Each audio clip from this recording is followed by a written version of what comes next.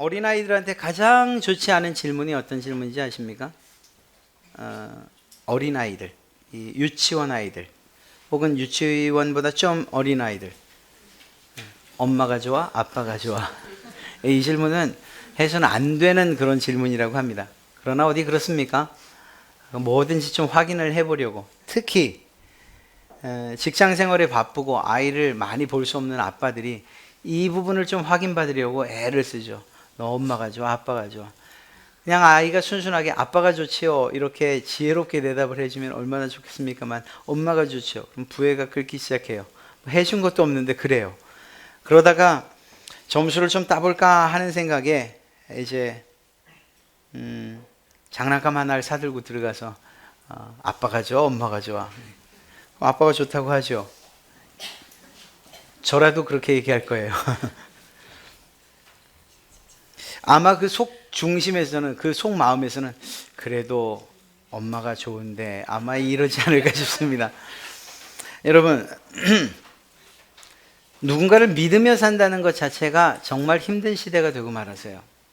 가까운 사람들일수록 정말 저럴 수 있을까 싶은 일들이 우리 주변에서 너무 많이 일어나고 있기 때문이죠.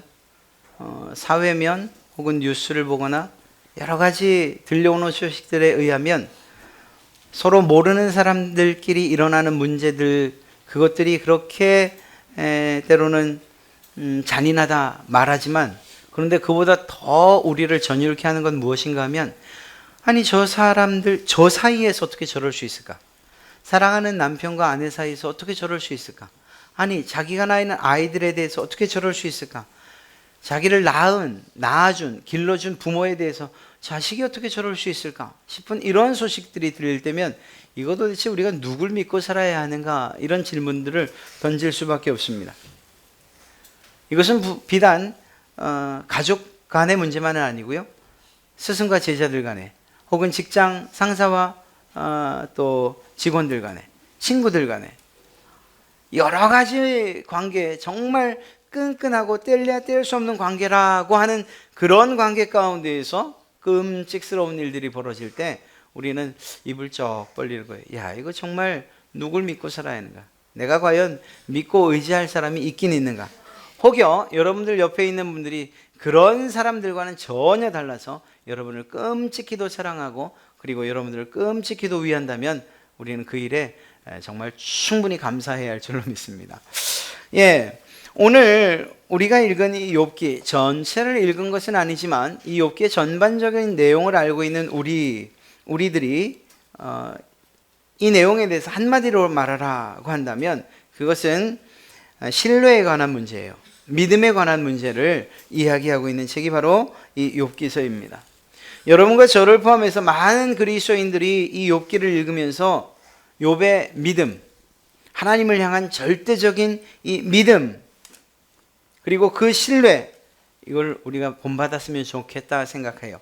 그래서 야, 나도 욥처럼 정말 어떤 조건 없이 무조건적으로 하나님을 신뢰하면 참 좋겠다라는 마음으로 그렇게 성경을 읽습니다. 한편으로 보면 이 욥은 하나님의 주시는 복을 받아 누리는 그리스도인의 어떤 전형적인 모습이에요. 하나님께서 주시는 정말 은혜와 복. 실제적으로 욥기를 기록하면서 욥이 어떤 사람인가를 먼저 기록하고 있죠. 그는 하나님을 향해서 순전했던 사람이고 그리고 정직했던 사람이고 하나님을 경외하는 사람이라고 기록하고 있어요. 그러다 보니까 그가 받은 복들이 우연은 아닌 것처럼 여겨지는 거죠. 아, 하나님 앞에 정말 순전하고 정직하고 경외하니 하나님께서 그에게 복을 내리시구나, 복을 내리셨구나 하는 이런 이 공식이 만들어지는 거예요. 그러다 보니까 우리 믿는 모든 사람들이 그래, 나도 열심히 한번 하나님을 믿어봐야지, 섬겨봐야지. 그러면 하나님께서 욥에게도 허락하셨던 그런 복을 주시겠지, 이런 마음으로 사실은 성경을 읽지요. 아닌 게 아니라 욥은 하나님의 큰 축복을 받습니다. 그래서 욥이 동방에서 가장 큰 부자가 돼요. 그의 재산이 얼마나 많았는지 또 자녀가 얼마나 풍성했는지 성경은 기록하고 있죠. 자녀가 모두 10명이나 되었다고 이야기를 하고요. 또 제사는 양이 7,000마리, 약대, 낙타가 3,000마리, 소가 500결이니까 1,000마리, 그리고 암나귀가 500마리. 이렇게 수많은 그리고 많은 종들을 거느리고 있었다고요. 하나님을 순전하게 그리고 전폭적으로 정직하게 경외했던 그가 받은 복, 충분한 복이라고 이야기할 수 있습니다. 그래서 이러한 욥의 삶은 많은 그리스도인들이 사실 소원하는 그런 삶이기도 해요. 하나님의 복이 내게도 있었으면 좋겠다. 그래서 우리를 향한 하나님의 말씀, 명령, 그것에 순종해서 하나님의 복을 받기를 원하죠. 틀린 것이냐? 결코 틀리지 않아요. 그것은 하나님께서 기뻐하시는 바고 또 하나님께서 여러분들에게 주기를 원하셔요. 그런데 만약 욥기서가 1장 혹은 2장 안에서 그냥 끝나버렸더라면, 이렇게 끝났다고 하면 말씀드린 대로 순종하는 자에게, 명령을 따르는 자에게, 하나님을 경외하는 자에게 하나님이 복을 주셨다라는 이런 단순한 사칙연산에 의한 공식으로 끝나고 말 거예요. 그러면 이 세상에 믿지 않을 사람들이 단 한 사람도 없을걸요, 아마. 모든 사람들이, 문제가 있는 사람들이, 그리고 복을 받기 원하는 사람들이 하나님 앞에 나오고 그를 경외하고 그를 신뢰하고 믿고 그래서 복을 받고, 이것이 모든 세상 그리스도인들에게 공통적으로 적용되는 하나님의 믿음과 복에 대한 공식이라면 주님 앞에 나오지 않을 사람들이 어디 있어요?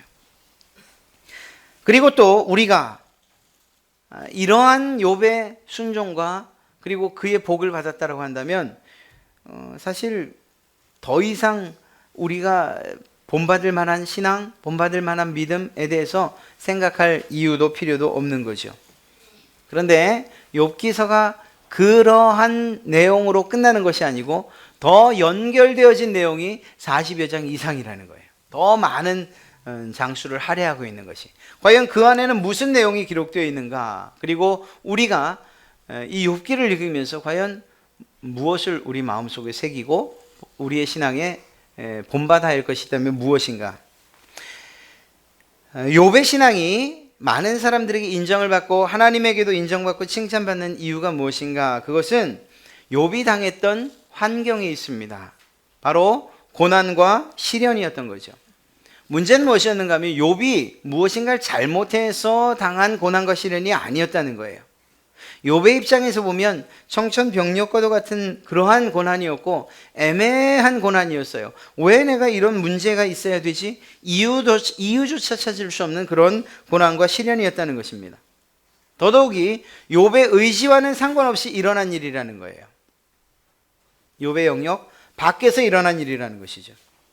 그런데 이러한 문제와 고난, 자기와 상관없는 까닭 없는 고난이 왔음에도 불구하고 그 욥이 취한 태도가 무엇인가 하면 그러한 문제들에 대해서 자기의 입술이나 혹은 행동으로 범죄하지 않았다는 것입니다. 오히려 하나님을 신뢰하고 그 하나님께 더 가까이 나아갔다라는 것이에요. 22절 말씀을 보면, 1장 22절 말씀을 보면 이렇게 기록하고 있습니다. 21절부터 보지요. 이르되 내가 모태에서 알몸으로 나와 싸운즉 또한 알몸이 그리로 돌아가올지라. 주신 이도 여호와시요 거두신 이도 여호와시오니 여호와의 이름이 찬송을 받으실지니이다 하고 이 모든 일에 욥이 범죄하지 아니하고 하나님을 향하여 원망하지 아니하니라. 아멘. 말로도 행동으로도 아무런 죄를 짓지 않았다는 거예요. 하나님께 자신의 고난이 자기와 상관없는 고난이었음에도 불구하고 말입니다. 만약에 하나님께서 욥에게 미리 말씀하셨더라면 아무런 문제가 없었을 거예요. 마치 산신령님 나타나듯이 욥의 꿈에 하나님이 나타나셔서 말씀하시는 거죠. 욥, 너무 힘들어하지 마라. 이제 내일부터 혹은 어쩌면 이번 주간 안에 네가 시험을 당하게 될 텐데 모든 것을 다 잃게 될 거야. 심지어는 네 몸도 완전히 망가져 버릴 거야. 그런데 그게 말이지, 내가 사탄과 내기를 한 거거든. 네가 이겨줘야 돼.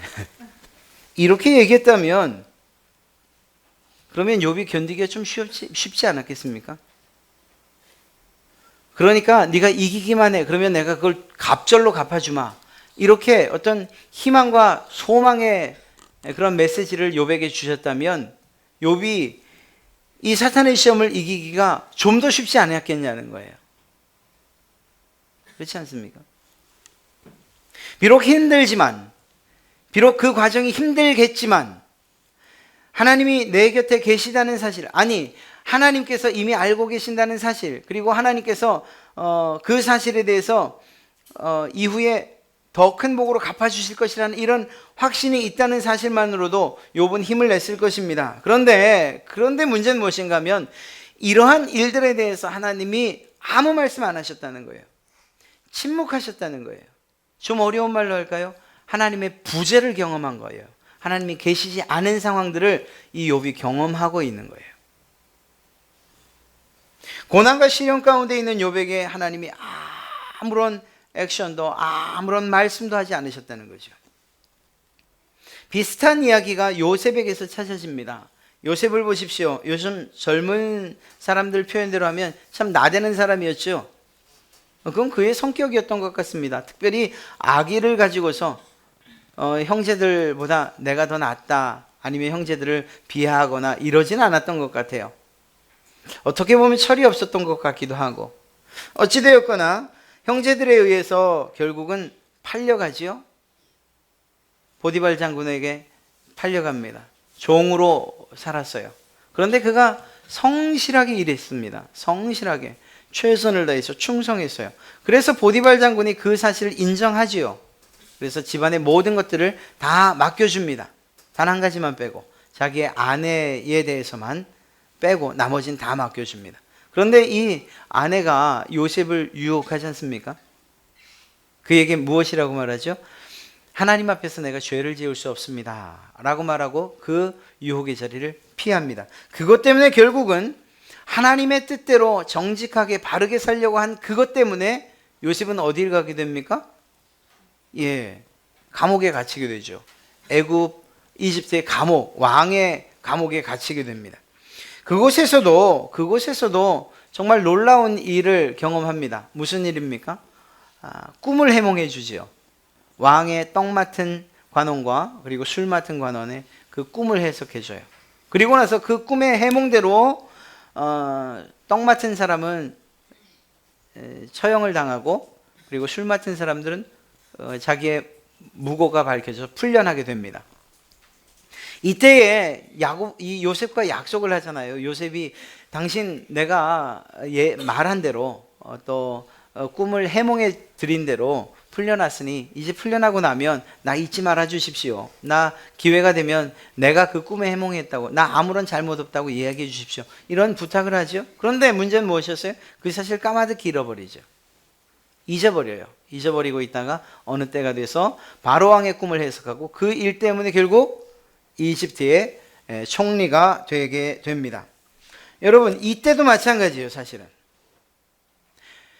요셉이 하나님의 말씀대로 살려고, 경건하게 살려고, 하나님 앞에서 죄를 짓지 않으려고 보디발 장군의 아내의 유혹을 뿌리칠 때, 그리고 그것 때문에 감옥을 갔을 때 하나님께서 그에게 나타나시면 얼마나 좋겠습니까? 요셉, 네가 당하는 고난은 고난이 아니야. 조금만 견뎌. 조금만 견디면 내가 너를 이제 애굽의 총리로 삼아 줄 것이야. 그러니까 총리 되려면 이 정도 어려움은 좀 참아야 되지 않겠어? 라고 그렇게 얘기하셨더라면 요셉이 기쁘게 참아냈을 거예요. 그렇지? 약속하신 날이 몇 날이니까 이제 며칠 남았다. 아마 짝대기라도 그으면서 그 날을 계수했을 거예요. 그런데 하나님께서는 요셉에게 아무런 이야기도 하지 않으셨다는 것입니다.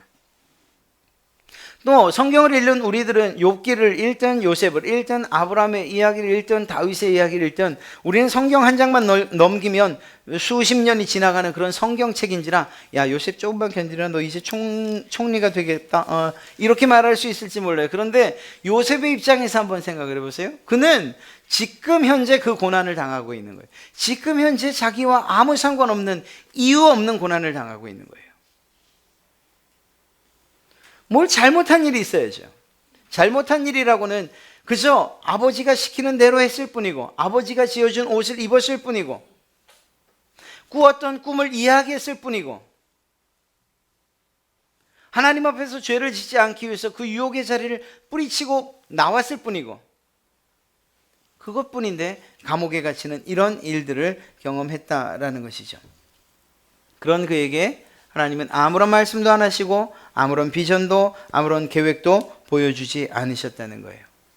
역시 하나님께서 침묵하셨고 하나님께서 부재하신 것처럼, 계시지 않는 것처럼 느낄 수밖에 없었다는 거죠. 하나님이 함께 했던 욥과 요셉에게 왜 이런 일들이 일어나느냐 하는 거예요. 세월호 사건이 또다시 생각나게 되는 이러한 때입니다. 한국에서 이러한 아주 큰 일이 일어났을 때에 그때 한국교회를 향한 정말 원망 섞인, 혹은 우리의 책임은 아니지만 마치 그 책임이 우리와 하나님에게 있는 것과 같은 그러한 소리들이 있었어요. 무슨 얘기였습니까? 하나님이 과연 계시냐? 하나님이 살아 계시냐? 하나님이 계시다면 어떻게 이런 일들이 있을 수 있느냐? 이 아이들이 도대체 뭘 잘못했길래 이 아이들이 죽어야, 아니 구조될 수 있는 그런 상황들이 만들어질 수 있고 그런 문제들을 해결할 수 있는 힘이 하나님에게 분명히 있었을 텐데 왜 그것들을 그냥 방치하셨느냐, 왜 그때 침묵하셨느냐라는 이러한 이야기들이 교회를 향해서, 특별히 하나님을 향해서 외쳐졌었습니다. 역사적으로 20세기 들어오면서 이러한 문제가 가장 크게 대두됐던 사건이 있었죠. 그것은 유대인 학살이었어요. 독일에 의한 2차 대전. 히틀러라고 하는 그 한 사람에 의해서 아우슈비츠, 디하우, 혹은 베르겐 벨젠이라는 곳, 그 수용소에서 600만 명이나 되는 수없이 많은 유대인들이 학살당하고 가스실에서 죽어나가고 산채로 실험의 대상이 되고 하던 그때 이런 똑같은 질문들이 던져진 거예요. 도대체 하나님이 살아계십니까? 하나님이 살아계시다면 자기가 택한 백성, 자기의 백성이라고 하는 그 이스라엘 백성들을 어떻게 그렇게 죽도록 내버려 두실 수 있으십니까? 여러분, 온 우주와 세상은 하나님의 작품이지요. 하나님이 모든 것을 관여하고 계셔요. 그런데 왜 쓰나미가 일어나는 것이고, 왜 며칠 전 일본의 지진이 그렇게 터져 이유 없이, 까닭 없이 죽느냐는 거예요. 물론 이런 부분들을 좀 과격하게 해석하는 분들이 있습니다. 그건 그들의 죄라고 이야기하는데 저는 공감할 수 없어요. 하나님께서 심판하시는 방법이 물론 자연의 재해를 통해서거나 혹은 초자연적인 방법을 통해서 하나님의 어미하심과 위대하심과 그리고 준엄하심을 나타내기도 하시지만, 그러나 모든 것이 그 모든 하나님의 심판에 적용되는 것은 아니지요. 오히려 이러한 문제들을 해결하는 다른 방법에 우리의 눈을 돌려야 됩니다. 지금 말씀드린 이러한 이야기들, 과연 하나님은 살아계신가, 하나님의 정의가 실현되고 있는가 하는 이런 문제들을 신정론이라고 이야기합니다. 하나님의 정의가 과연 살아있는가? 그리고 이 신정론을 통해서 많은 신학자들과 성경을 연구하는 이들은 이러한 모순과도 같은 일들을 성경 안에서 해석하고 그것을 변증하려고 하지요. 그것이 바로 그 이름이 바로 신정론이에요. 자, 어찌되었거나 이런 하나님은 과연 계십니까? 하나님이 계시다면 어떻게 이런 일이 있을 수 있습니까? 라는 것이 역사적이거나 아니면 자연적인 그러한 문제들 안에서만 일어나느냐? 그건 아니죠. 욥처럼 혹은 요셉처럼 혹은 이와 비슷한 상황을 만난 여러분들과 저에게도 동일한 질문이 되는 거예요.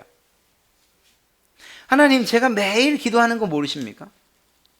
내가 정말 눈물 흘리면서 기도하는 거 모르십니까? 그런데 왜 이 기도에만큼은 응답하지 않으십니까? 내가 하나님 앞에 정말 마음을 다해서 예배하는 것 하나님 모르십니까? 내가 하나님께 정말 전심을 다해서 뜻과 마음과 정성을 다해서 예배하는 것 하나님 모르십니까? 그런데 왜 제게 이런 일이 일어납니까? 왜 제 사랑하는 사람이 죽습니까? 왜 아픕니까?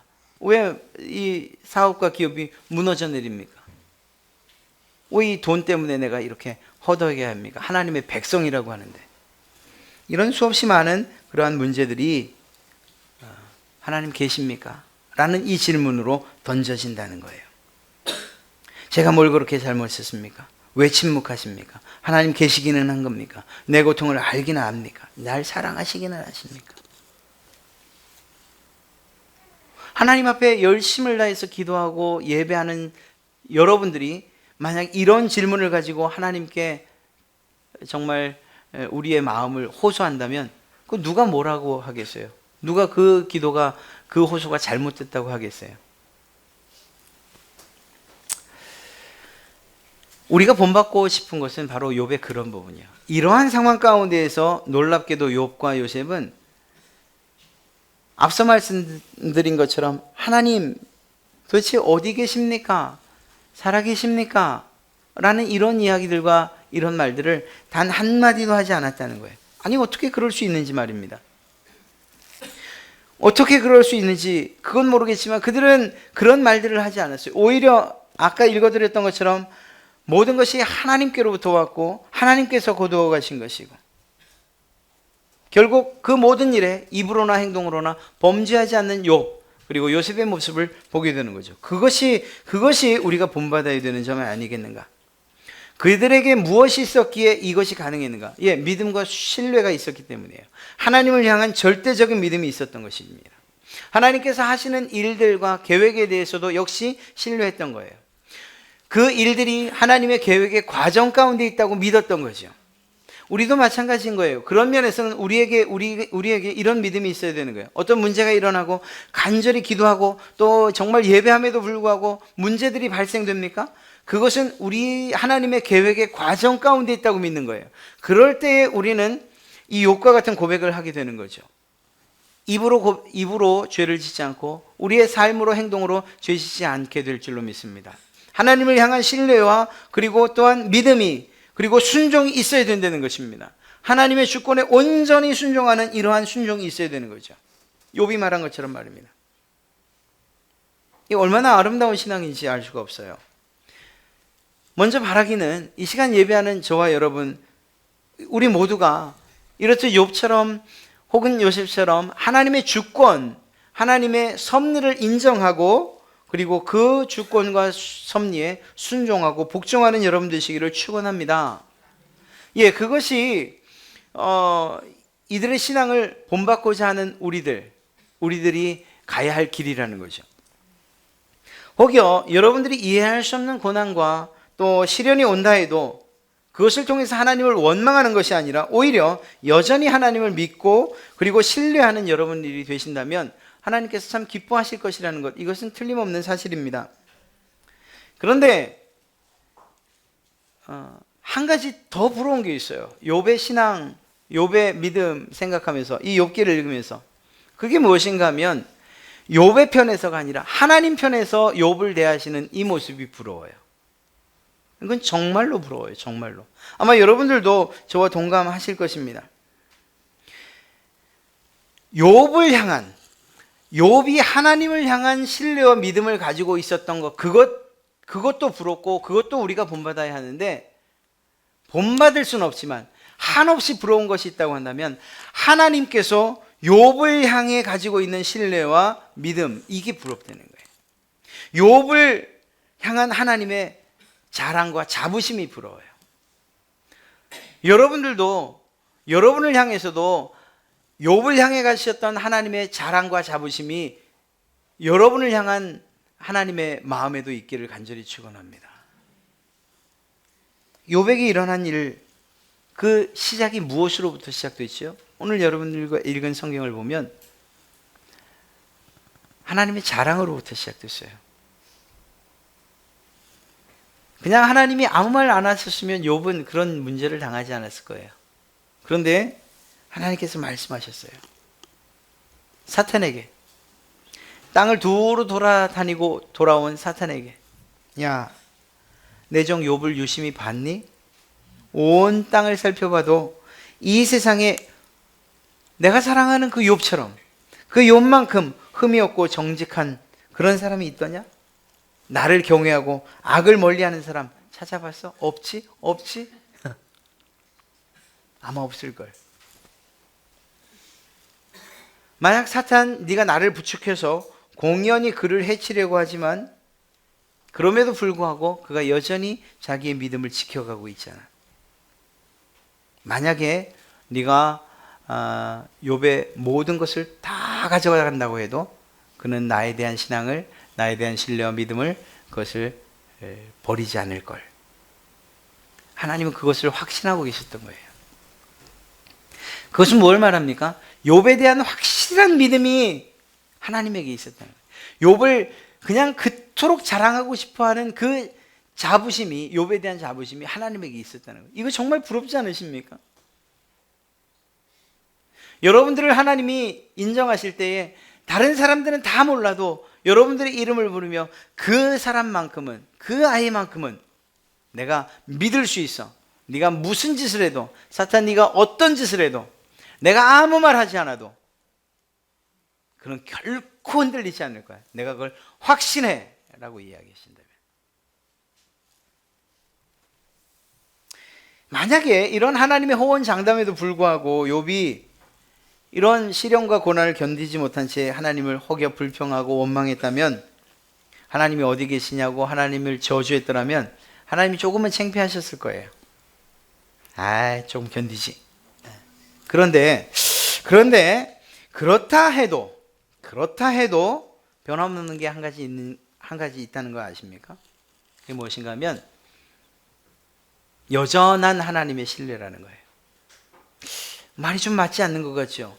아니, 욥의 믿음, 하나님을 향한 신뢰, 하나님을 향한 순종을 보고서 하나님이 믿으셨다고 했잖아요. 그런데 욥이 실패해도 하나님이 여전히 믿으신다고요?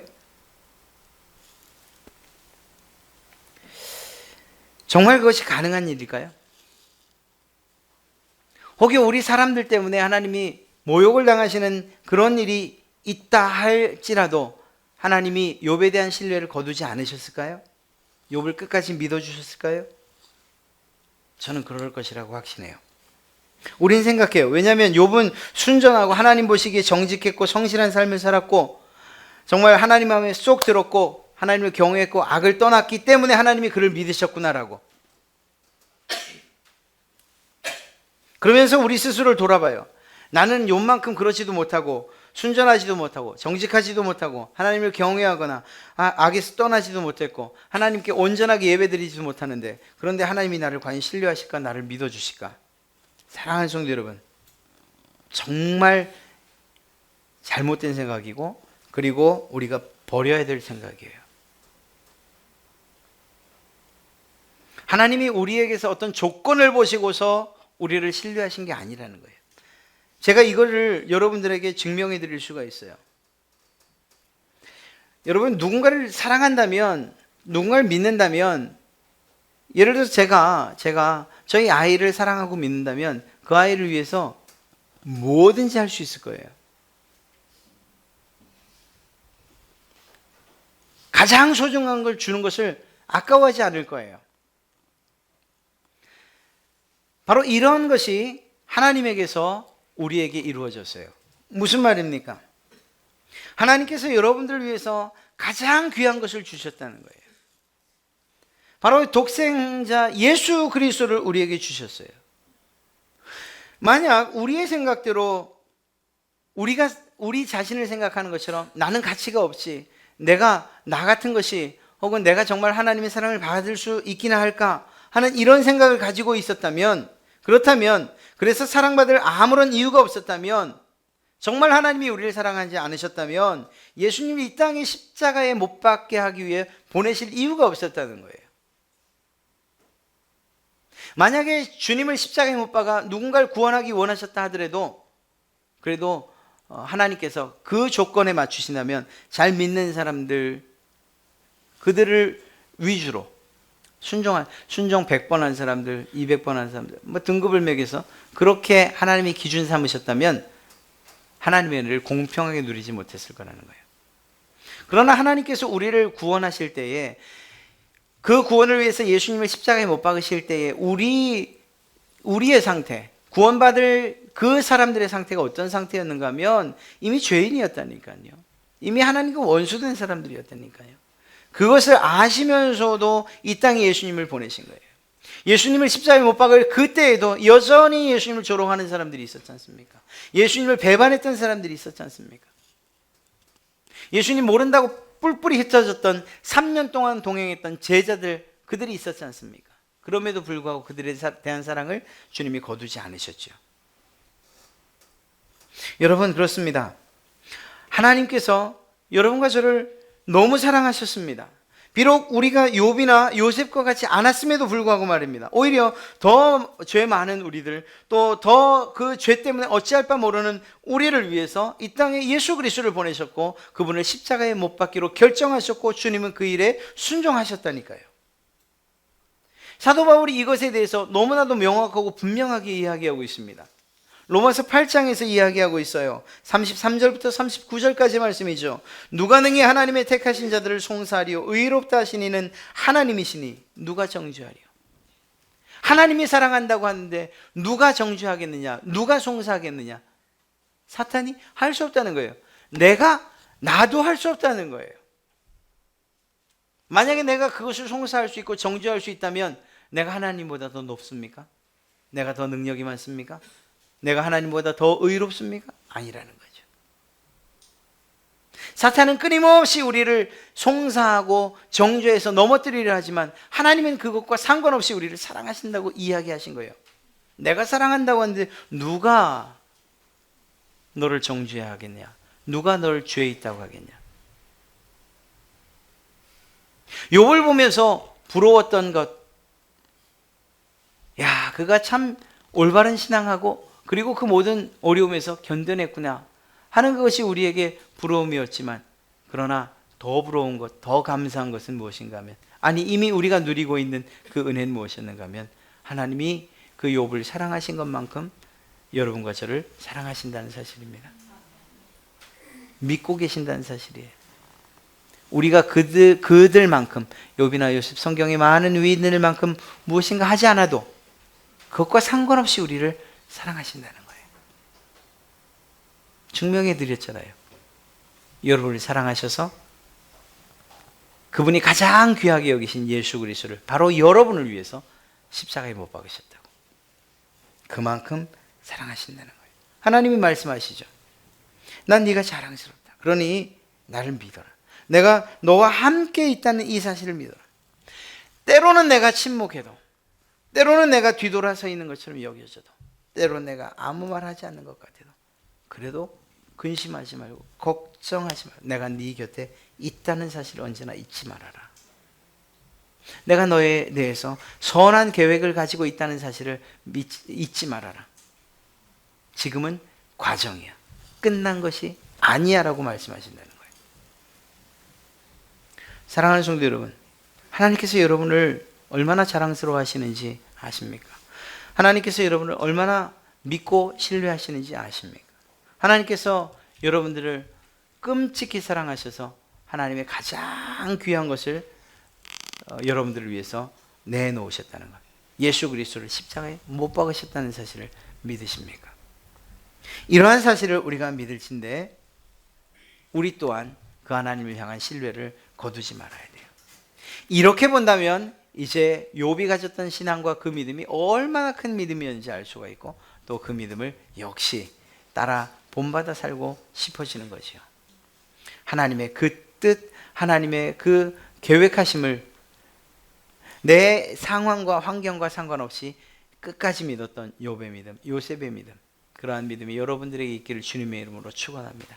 그리고 그 믿음과 그 신뢰뿐만 아니라 반대로 하나님께서 우리를 향해 가지고 계신 그 믿음과 그 신뢰 또한 우리가 상상할 수 없을 만큼 크다는 사실을 믿으시고, 이 세상 살아가실 때 조금 더 위축되거나 또는 정말 힘없이 낙심한 채로 어깨를 쭉 늘어뜨리고 살아가지 마시고, 하나님께서 여러분들의 뒤에 계시고 옆에 계시고 여러분들을 믿으시며 살아가신다는 사실을 믿고 하나님의 자녀로, 하나님의 백성으로 세상을 당당히 살아가시며 승리하시기를 주님의 이름으로 축원합니다.